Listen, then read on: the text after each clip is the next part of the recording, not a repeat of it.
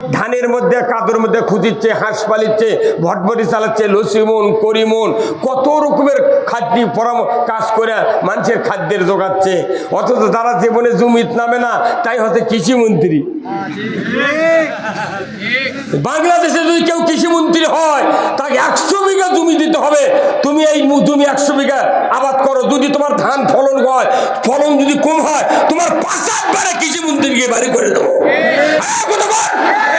কৃষিমন্ত্রী যদি 100 বিঘা জমি আবাদ করে, ওই বুঝবি সার কেনার কি ঠেলা। এই কথা বললেন না আপনার জোরে কোন দেখা? হ্যাঁ, কৃষিমন্ত্রী বুঝবি সার কেনার ঠেলা কি, এমএসটার টপ কেনার ঠেলা কি, ফসফেটের কেনার ঠেলা কি, আর ইউরিয়া সার 1360 টাকা। যে ইউরিয়া 300 টাকা বস্তা কেনা হতে, এখন দেশে ফ্যাক্টরি তৈরি হতে, তাও সেই ইউরিয়া সার 1360 টাকা। মোটা টাকা এই বদমাইশকে পকেটে উঠতেছে।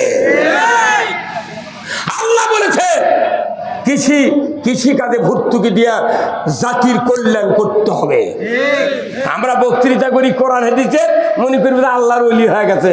এগুলো অলিগিরি দিয়ে পৃথিবীর শান্তি কায়েম হবে না। কৃষি পণ্যের দাম কমাতে হবে। কি ভাই, এই যে উনি তো নারায়ণগঞ্জ থেকে মোট সার আসে, ওটি সিন্ডিকেট করে ওই ফ্যাক্টরির থেকে, জাহাজের থেকে মোটা সার এক এক কোম্পানি আগেই কিনে নেয়, লিয়ে একটা করে বস্তার 800, 1000 টাকা, 900 টাকা লাভ করে ওই বাজারত ছাড়িচ্ছে। আর আমাকে করছে সার নাই ভাই, টিউনিশিয়া নেই। ডক্টর ইউনুস সেই জন্যই লাগিয়েছে, ডক্টর ইউনুস যদি 20 বছর থাকে এই দেশ সিঙ্গাপুর বানাবি। সিঙ্গাপুর বানাবি, মরদ আছে। এখনকে বোঝা যাচ্ছে বাংলাদেশ পৃথিবীর মানুষ এখন চিনিচ্ছে। আমাদের দেশে যেগুলো নেতা ছিল এতদিন 54 বছর হলে এরা ইংরাজি বাংলা দিয়ে লিখে নিয়ে যায়, ইংরাজি বাংলা দিয়ে লিখে নিয়ে যায়, ওই উত্তর থুয়ে পড়ে। আর ডক্টর ইউনুস 1 ঘন্টা বক্তৃতা দেয় বিশ্বের মেডেলিস্টের দেশে, প্রত্যেকটা দেশে অর্থনীতির উপর 1 ঘন্টা যদি বক্তৃতা দেয়, তার বিল হলো 75 লক্ষ টাকা। 1 ঘন্টা বক্তৃতা দিয়ে পায় 75 লক্ষ। আর আমরা 1 ঘন্টা বক্তৃতা দিয়ে যদি 50,000 চাই, মনে হয় ওই গলার দড়িতে মরবি। পাগল। খালি দোয়া করেন ডক্টর ইউনুস যাতে 20 বছর থাকে। একদিনও আর 5 বছর যদি ইউনুস থাকে, 1 সেকেন্ডের জন্য কারেন্ট যাবে না। রোজার ভেতর কারেন্ট গেছে, এই গত 16 বছর তারাবি পড়তে দেয় নাই, ইফতার করতে দেয় নাই। এখনই নির্বাচনের সরকার হবি, খালি মামলা দিবি, খালি মামলা। আমি মায়নাকে মামলা খাচ্ছি, বাবা তুই চালা কথা কর। কারেন্টের বিল কমাবে, থামেন। এই দেশের পণ্য দেশে তৈরি হচ্ছে। ভেড়ামারা, বিহিগ্রাম, বিভিন্ন জায়গায় বিদ্যুৎ কেন্দ্র আছে, লক্ষ লক্ষ টাকার তেল দিয়ে বিদ্যুৎ তৈরি হচ্ছে। অথচ বাংলাদেশে 100 ইউনিটের এক দাম, 200 ইউনিটের আর এক দাম, 300-র আবার ভেউ মাছো। আর বইগাঁও থেকে করছে এসি যান চালান না, আর ঢাকা কয়জন এসি বন্ধ করে করছো, বাটাম ফাটাবে এইবার। গরিব মানুষ এসি চালালে কয় তুমি এসি টাকা পল্লী বিদ্যুৎ অবস্থা অনুমতি লাও, যে ঢাকার বাড়ি বাড়ি পায়খানাত লাগে তো সেগুলো কি? ওদের এসির বিল ওঠে না। বইগার ছোট মানুষ, কৃষক মানুষ, আমার হিসাবে কৃষকের বাড়িতে 4টা করে এসি থাকতে হবে, কারণ এরা মানুষের খাদ্য যোগায়। কি চেয়ারম্যান সাহেব?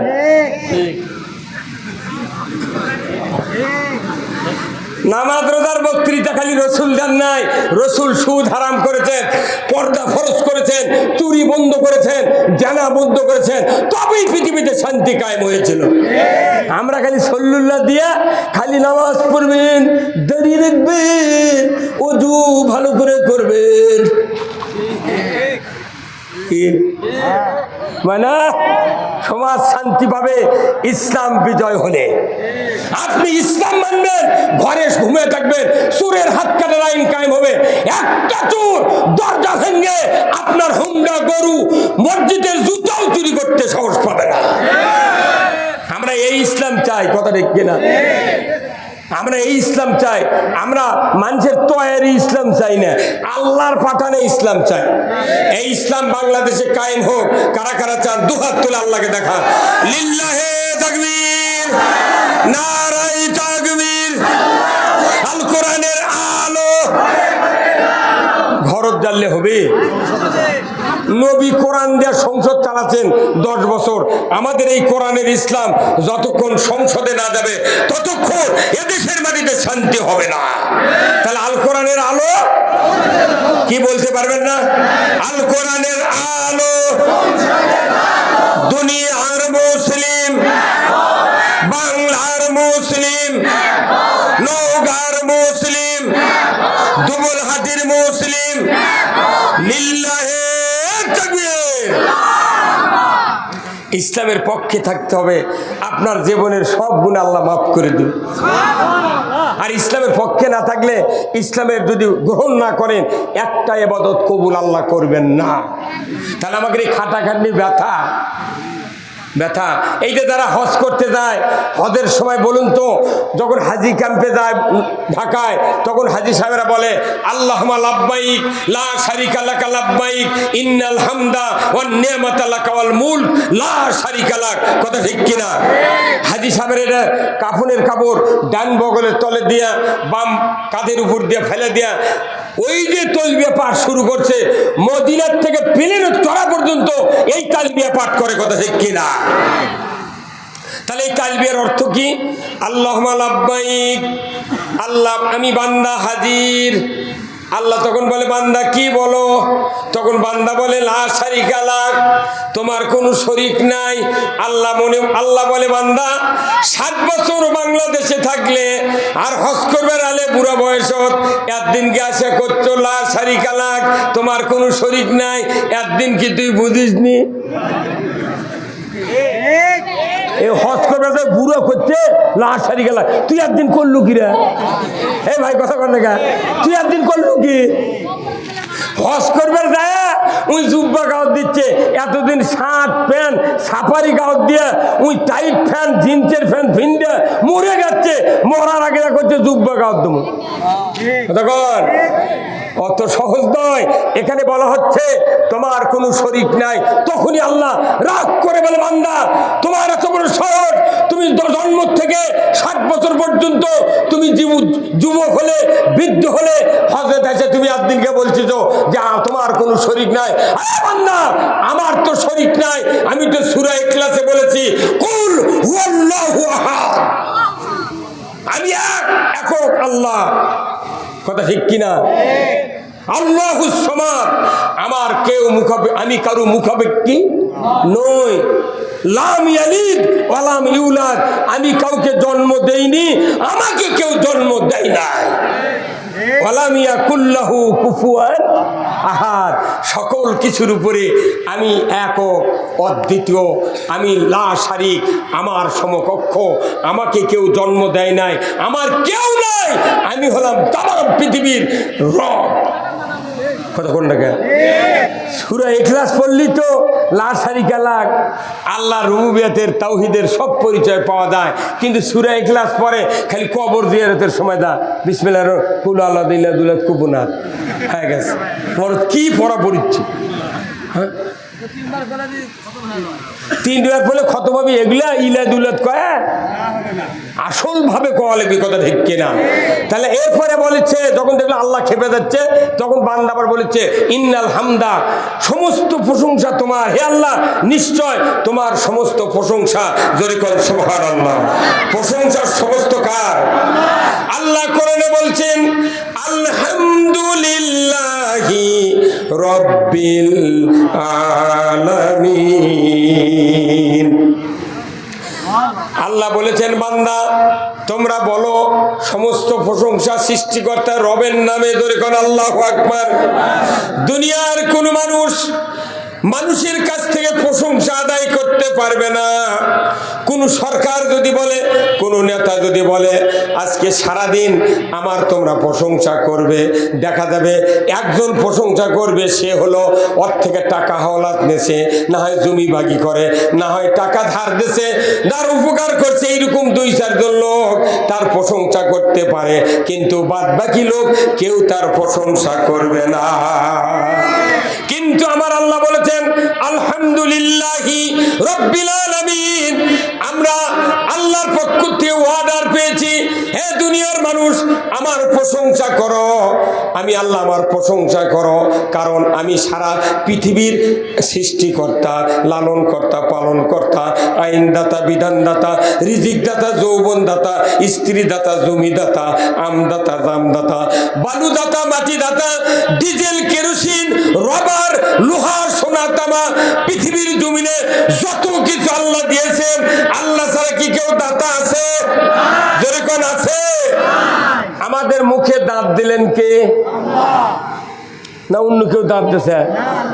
কিন্তু এই দাঁত যখন ছোট আছিল, হুট করে 7 বছর বয়সে দাঁত হুলুল করে লড়ে পড়ে গেছে, তখন আমি আপনি দাঁত তুলে নিলাম, মায়ের কাছে দৌড়ে গেছি। মা যা বলেছে, মা আমার দাঁত পড়ে গেছে। মা তোর মা বলেছে, বাবা ওই দাঁত ইন্দুরের খুনত দে, দিয়ে তুই ইন্দুরে ক তোর দাঁত আমাকে দে, আমার দাঁত তুইলে। কে ইন্দুরের দাঁত রেলগাড়ির চাকা কি গরুর গাড়ি ছবি? তুই কোন সাহসে মা হয় এই কথা বলো? ওই সময় মার বলা উচিত ছিল, তোমার যেহেতু 7 বছর বয়স, বাবা আসো আমার সাথে ওযু করো, তোমার যেহেতু দাঁত আল্লাহ দিছে নরম দাঁত, সেটা ফেলে দিয়ে আবার শক্ত দাঁত দিবি, তুমি এই দাঁতটা শিশির মধ্যে থাও, আর আমার সাথে 2 রাকাত শুকরিয়া তার নামাজ পড়ে বলো, আল্লাহ তুমি যে দাঁত দিয়েছিলে পুঁয়ের শাক দেওয়া খালি পোলা খিচড়ি খেয়েছি, আল্লাহ আমি তো শক্ত কিছু খেতে পারবো না, অতএব এই দাঁত ফেলে দিয়ে তুমি আমাকে এমন সুন্দর 1 পাটি দাঁত দাও, 2 পাটি দাঁত দাও, যে দাঁতের মধ্যে বের দাঁত নাতে না হয়, দাঁতের দাঁতে পোকা না লাগে। তুমি বুদ্ধি শুদ্ধি না পায় করছে খুন্দর দিয়ে ক ইন্দুর তোর দাঁত আমাকে দে। আবার কোনো কোনো মাও কাছে পানির মধ্যে ফেলে দেয়া, পুটির মাছ তোর দাঁত আমাকে দে, আমার দাঁত তুইলি। কি ভাই, কি দাঁত? মানুষের মুখে কয়টা দাঁত? হ্যাঁ তোর কয়টা? আয়না দিয়ে ভালো করে গুনেছেন কেউ, লোক দিয়ে কেউ গোনেননি, খালি শুনে শুনে এনে গোনেন না কে? কাল আয়না দিয়া দাঁতগুলোর সাইজ দেখেন, সামনে 4টে দাঁত আছে কোদালের মতো দাঁত, কোদালের মতো, খালি পিঁপা কাটে, নারকেল কাটে আর কলা কাটে, এগুলো দিয়ে এই কাটে ছেড়ে দেয়, পরে সাইডের দাঁত 4 শেষ করে ফেলে দেয়। কথা বল দেখা। এরপরে এই 4টে দাঁতের পরে আরো 4টে দাঁত আছে, 2 পাটির 2 দিকে 4টে দাঁত। এই দাঁতগুলো হচ্ছে চোখা স্টার মার্তুলের মতো। আল্লাহ ইচ্ছা করলে ওই সব দাঁতও এই কোদালে দিতে পারতেন, কিন্তু দেননি কেন? আল্লাহ জানে আমার এই বান্দাগুলি গরুর গোশত কামড় দিয়ে ছিঁড়া খাবে, যদি দাঁত কোদালের মতো দিই দাঁত থেকে ফসকে যাবে। আল্লাহর কি কুদরত, চোখা দাঁত দিছে, কামড় দিছে, খালি আটকে গেছে, নিচকার চোখা উপরকার চোখা, একবার 4টে দাঁত বেজে গেছে। কথা বল না? এই দাঁত দিয়ে যদি গোস্ত টান দিয়ে ফসকে আসতো, ঝোল দিয়ে মানুষের চোখ কানা হতো। কি বুদ্ধি আল্লাহর কারুকার্য। এরপরে 4 পাটি মারির দাঁত দিয়েছে, দেখবেন টেবল বসানের সেন্টনের মতো, 2 দিকে উঁচু, মাঝখানে একটু ডাউন, খালি মুরগির রান সাইড দিয়ে ঢুকে দিয়ে খালি আস্তে চাপ দিয়েছে, ওটি মেসাকা। এই দাঁতের জন্য কি অনলাইনে দরখাস্ত করছিলেন? আল্লাহ কি পাও ধরে কান দিয়েছিলেন, আল্লাহ দাঁত দে আল্লাহ? মা আপনার জন্মের আগে মায়ের বুকে সুন্দর গরম মিষ্টি ঘুমের ওষুধ সহ ওই দুধের ভিতরে আল্লাহ এমন একটা মেডিসিন দিয়েছেন, আপনার জীবনের কোনো রোগ হবে না। ধরে কোন আল্লাহু আকবার। আপনি আমি পৃথিবীতে আসি নাই, আমার খাদ্য মায়ের বুকে দিয়েছে, ধরে বলতে কিনা? তিনি হলেন আলহামদুলিল্লাহি রব্বিল আলামিন। আল্লাহর প্রশংসা যখন আপনি সূরা ফাতিহা পড়বেন, এইগুলি চিনতেলে পড়া লাগবে, আল্লাহ আমাকে কি দেয়নি, সব দিয়েছে আল্লাহ, তোমার শুকরিয়া করে আমি শেষ করতে পারবো না। লাইন শাকারতুম লাযিদান্নাকুম, যদি আমার শুকরিয়া করো বান্দা, তোমার নিয়ামতকে আমি বাড়ায় দেব। আল্লাহু আকবার। আর যদি ওয়ালাইন কাফারতুম, যদি না শুকরি করো, আমি আল্লাহ তোমাদের নিয়ামতকে কমায় দেব। শুধু কমায় দিবে, আযাবিলা শাদীদ, আল্লাহ কঠিন আযাব দিবে। জোরে বলুন ঠিক কিনা? এই দাঁত আল্লাহ দিলেন। জিহব্বাটা কি জিহব্বা? একটা জিহব্বার দাম 10 কোটি টাকা। কয় কোটি? প্যাথোলজি মেশিন এই জিহব্বাতে কয়েক কোটি সেল আছে। এই জিহব্বাতে আপনি একবারে যদি এত টাইমে 1 সেকেন্ড পর পর 100টা ফল দেন, 100টা খাবার দেন, সেকেন্ডের ভেতরে বলে দিবে এটা লেবু, এটা টমেটো, এটা খেজুর, এটা কুশের গুড়, এটা চিনি, এটা হচ্ছে আপনার খেজুরের গুড়। তাহলে এই জিহব্বার আবার কত দাম? প্যাথোলজি আপনি ডায়াগনস্টিক সেন্টারে যান, প্রস্রাব পায়খানা রক্ত পরীক্ষা করে মেডিসিন বিশেষজ্ঞ ডাক্তারেরা সই দিয়ে আপনাকে রিপোর্ট দেয়, কমপক্ষে 5,000 টাকা বিল করে এই পরীক্ষার বিল, তারপরে ডাক্তারের কাছে যায়। আর আপনাকে এমন মেডিসিন বিশেষজ্ঞ জিবার সাথে সেট করে দিয়েছে, মুখত দিলেই কাগজ কলম ছাড়াই রিপোর্ট। কি রিপোর্ট রে?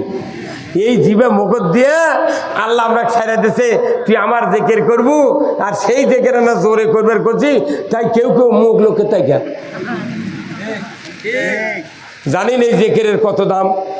আমার নবী বলেছেন, দুনিয়ার জমিনে মুমিনগণ যদি একত্রে বসে জামাতবদ্ধভাবে বসে যদি তৌহিদের কালেমার জিকির করে, আমার নবী বলেছেন আরশে আজিমে একটা নূরের খুঁটি আছে, ওই খুঁটির সাথে সাথে থরথর করে কাঁপতে থাকে। আমার আল্লাহ বলেন, খুঁটিরে কাঁপছো কেন? বলে রব্বুল আলামিন ওই যে দুবল হাটির সুন্দর একটি তাফসিরুল কোরআন মাহফিল দেখছি, ওখানে হাজার হাজার মুসলমান নরনারী তৌহিদের কালিমার জিকির করছেন। আল্লাহ ওই বান্দা বান্দির যতক্ষণ জীবনের গুনাহ মাফ না করবেন, আমি আরশের খুঁটি থামতে রাজি নই। আমরা জিকির করব এই ময়দানে, আমাদের পক্ষে মাফ চাবে কে? আরশের খুঁটি। আরশের খুঁটি মাফ চাবি। আল্লাহ এই দরখাস্ত যখন আরশের খুঁটি আল্লাহর কাছে দেয়, আল্লাহ কবুল করেন। জোরে কোন আলহামদুলিল্লাহ।